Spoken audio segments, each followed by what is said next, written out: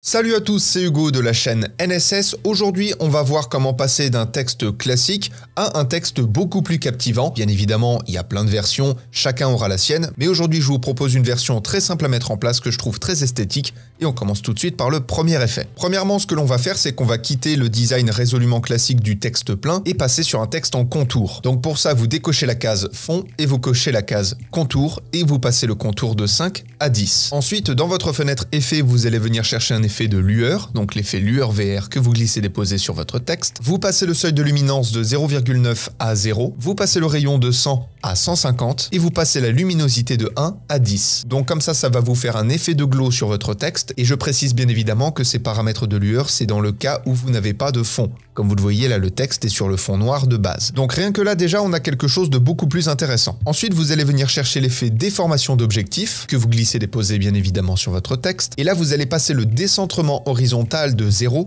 à -10. Ça va vous faire une courbure comme ça de votre texte et pour avoir un fond noir uni, vous devez décocher la case fond alpha. Et à ce moment-là, vous pouvez même relever un peu votre texte. L'idée avec cet effet, c'est de donner un côté un peu plus organique par rapport à un texte tout droit habituel. Ensuite, dans votre fenêtre effet, vous allez venir taper VR et venir chercher l'effet aberration chromatique VR. Vous allez cocher la case inversion de retrait. Donc l'idée, ça va être d'avoir uniquement les aberrations chromatiques sur les côtés du texte et vous allez adapter la distance de retrait en fonction de la longueur de votre texte. Pour ma part, je vais passer de 50 à 60. Et l'idée, c'est juste d'avoir des aberrations chromatiques très légères sur les côtés du texte. Enfin, et grâce à l'effet déformation d'objectif, selon la taille de notre texte, la courbure sera plus ou moins prononcée. Et comme vous le voyez, les aberrations chromatiques aussi. Donc l'idée, ça va être de vous placer au début de votre texte, vous activez le chronomètre de échelle et vous passez la valeur à 0, vous avancez de 7 images, vous remettez la valeur à 100, vous avancez plus loin sur votre segment et vous passez la valeur par exemple à 130, ça c'est pour un texte qui durerait 10 secondes et vous mettez l'image clé au bout du rush, et surtout vous développez les images clés et pour les deux premières, vous allez sélectionner la seconde et venir tirer la petite poignée histoire de faire un départ rapide et une arrivée lente. Ce qui va donc vous donner quelque chose comme ça, vous allez avoir